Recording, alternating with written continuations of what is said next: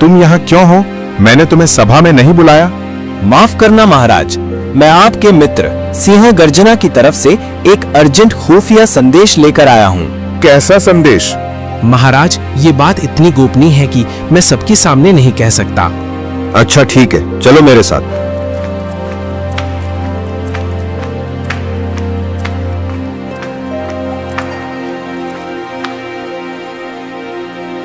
अब बताओ क्या बात है?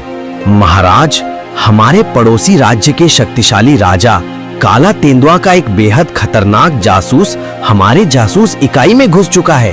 वो हमारी खुफिया लिस्ट जानता है और एक एक करके हमारे एजेंट्स को चुपके से गायब कर रहा है। क्या? अगर ये बात सच है तो ये हमारे लिए बहुत बड़ी तबाही है। मुझे तुरंत अपने सबसे भरोसेमंद साथी को बुलाना होगा। जी महाराज। उन्होंने तुरंत अपने सबसे पुराने और वफादार सलाहकार मरुभूमि को बुलाया, जो अब जासूसी का काम संभालते थे। क्या आदेश है महाराज?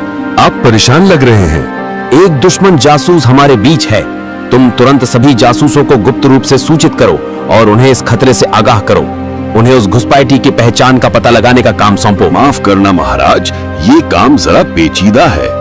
मुझे इस काम के लिए जंगल में हाल ही में भर्ती हुए नए जासूस बिलाव की सहायता चाहिए। वो बहुत तेज दिमाग का है और जंगल के नए रास्तों की अच्छी जानकारी रखता है। ठीक है, जैसा तुम कहो। बिलाव को भी ये काम सौंपो और मुझे जल्द से जल्द रिपोर्ट दो। ठीक है महाराज, जैसी आपकी आज्ञा। ऐसे ही कुछ दिन बीत जाते हैं पर कोई खबर नहीं आती। किसी की कोई रिपोर्ट नहीं आई। क्या मामला है?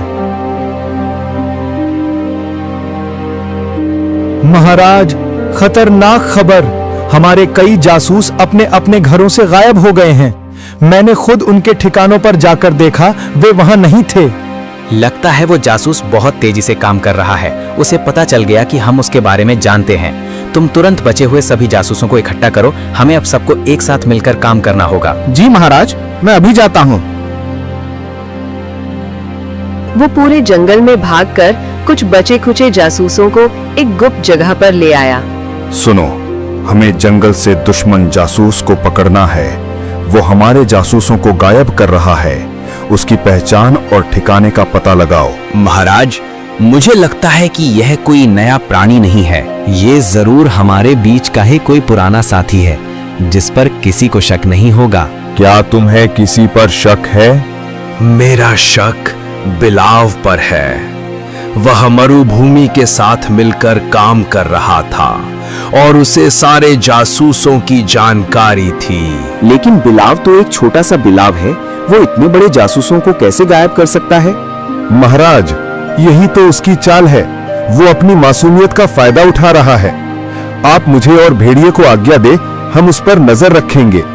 मैं तैयार हूँ महाराज। हम आज रात बिलाव की हर हरकत पर नजर रखेंगे।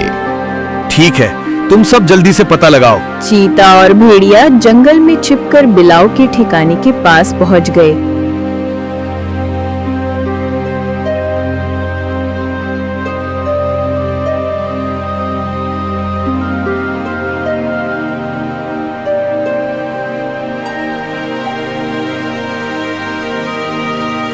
देखो, वो अपने ठिकाने से निकल रहा है। इसका मतलब है कि वो अपने शिकार को ढूंढने जा रहा है। हाँ, तुम सही कह रहे हो। बिलाव चुपचाप जंगल में एक तरफ बढ़ने लगा। चीता और भेड़िया उसका पीछा करने लगे।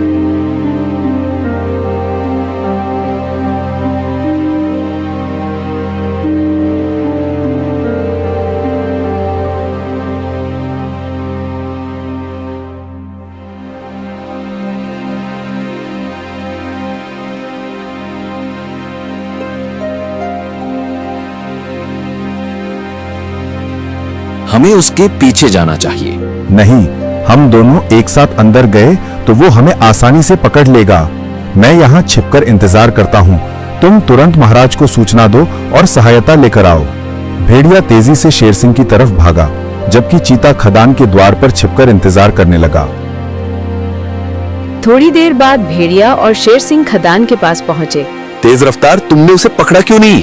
महाराज, वो बहुत चालाक है। मैंने सोचा कि अगर हम एक साथ अंदर गए तो वो हमें भी गायब कर देगा। मैंने भेड़िए को आपको बुलाने भेजा। अच्छा काम किया। अब हम तीनों एक साथ अंदर जाएंगे। तीनों छिपते छिपाते गुप्त सुरंग के रास्ते खदान के अंदर पहुंचे। अंदर कालू, भेड़िया, ऊंट और अन्य सभी गायब हुए जासूस कैद थे। ये सब यहाँ कैसे? तभी बिलाव कहीं से बाहर आया, लेकिन उसके पीछे एक और बड़ा साया था। आखिरकार आप लोग भी मेरे जाल में फंस गए। शेर सिंह, तुम ही दुश्मन जासूस हो? हाँ, और मैंने तुम्हारी पूरी जासूस इकाई को खत्म कर दिया।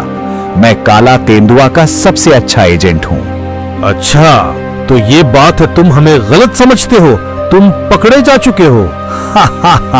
नहीं महाराज, आप फंस चुके हैं और ये रहा मेरा असली सहयोगी, आपका ये साथी चीता, जिस पे आप इतना भरोसा करते हो, वो असल में मेरे लिए काम करता है। चीता, तुमने हमें धोखा दिया। तुम ही असली जासूस हो। तो तुमने हमारे साथ गद्दारी की। सही कहा महाराज, मैं ही असली जासूस हूँ। मैंने ही गर्जना का दूत बनकर आपको ये झूठी खबर दी थी ताकि आप अपनी खुफिया लिस्ट हमें सौंप दे। लेकिन बिलाव, वो तुम्हारे साथ क्यों है? बिलाव नहीं, ये तो सिर्फ मेरा एक प्यादा है जो मेरा संदेशवाहक बना। मरुभूमि को पकड़ने के बाद मैंने उससे कहा कि वो बिलाव को अपना सहायक बनाए ताकि मुझे बाकी जासूसों के ठिकाने मिल सके। अब तुम सब मेरे जाल में फंस चुके हो। हाँ महाराज, मुझे चीते ने धमकाया था। मैं दुश्मन जासूस नहीं हूँ। अब तुम्हें कोई नहीं बचा सकता महाराज। तुम्हारी जासूस इकाई खत्म हो चुकी है और अब तुम खुद भी। गुस्से से वो हमला करने के लिए उछला। तभी भेड़िया वाला अपने साथियों के साथ आ गया। रुक जाओ चीते, मुझे तुम पर पहले ही शक हो गया था। जिस तरह से तुम इतनी आसानी से ऊंट और बिलाव पर इल्जाम लगा रहे थे, वो एक वफादार साथी की तरह नहीं था। मैंने बाहर जाकर आपको सहायता लाने के लिए कहा था, लेकिन जब चीते ने कहा कि हम तीनों एक साथ अंदर जाएंगे, तब मुझे पता चल गया कि वो अकेला फंसने से डर रहा था और उसका असली निशाना आप थे। उनको पकड़कर जेल में डाल दो। तुम्हें देख लूंगा। तुम मुझे ऐसे कैद नहीं कर सकते। वो उनको दोनों को कैद कर लेते हैं। आज तुमने अपनी वफादारी साबित कर दी कालू। तुम ही मेरे सबसे भरोसेमंद जासूस हो। धन्यवाद महाराज। दुश्मन कितना भी तेज क्यों ना हो, वो अपनी चाल में जरूर फंसता है। इस तरह जंगल पर मंडराया खतरा टल गया।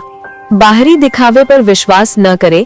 जो व्यक्ति सबसे ज्यादा वफादार दिखने की कोशिश करता है या जो सबसे तेजी से दूसरों पर इल्जाम लगाता है, वही अक्सर असली खतरा हो सकता है। सतर्कता ही सुरक्षा है। जीवन में सबसे बड़ी सुरक्षा आंख बंद करके विश्वास करने में नहीं, बल्कि हर परिस्थिति में तर्क और सतर्कता बनाए रखने में है। दोस्तों, कैसी लगी आपको हमारी ये स्टोरी?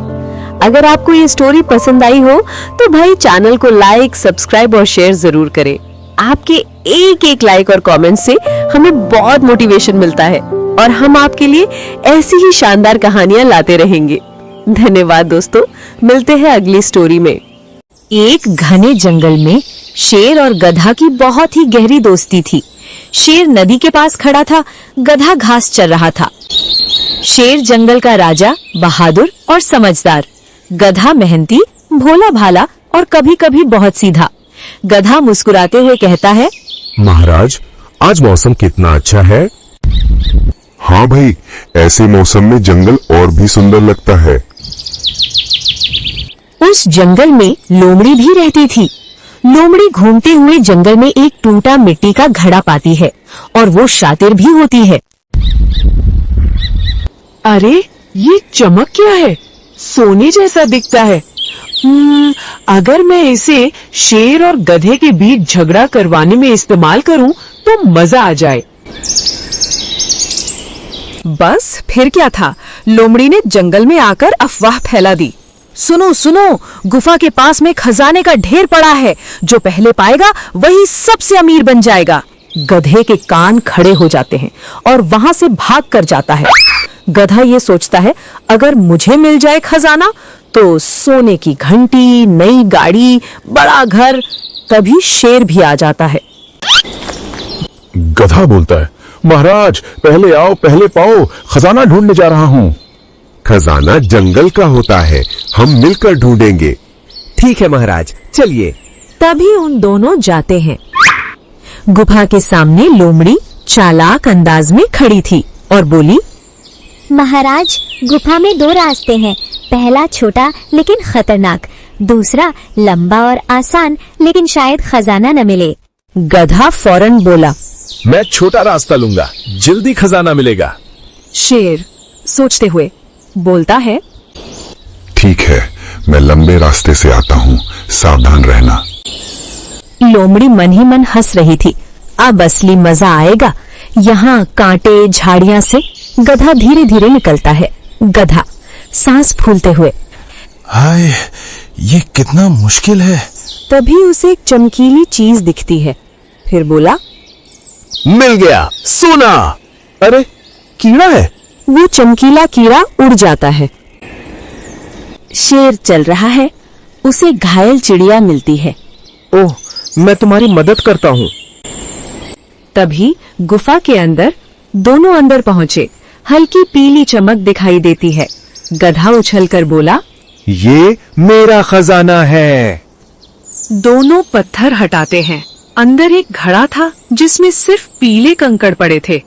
गधा हैरान, ये सोना नहीं।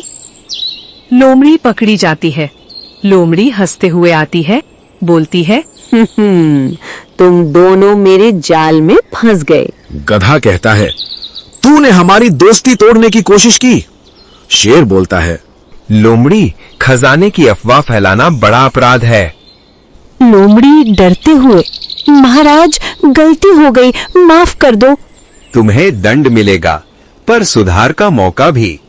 अब से तुम जंगल की सफाई और बच्चों की सुरक्षा करोगी। जी महाराज, मैं ऐसा ही करूंगी।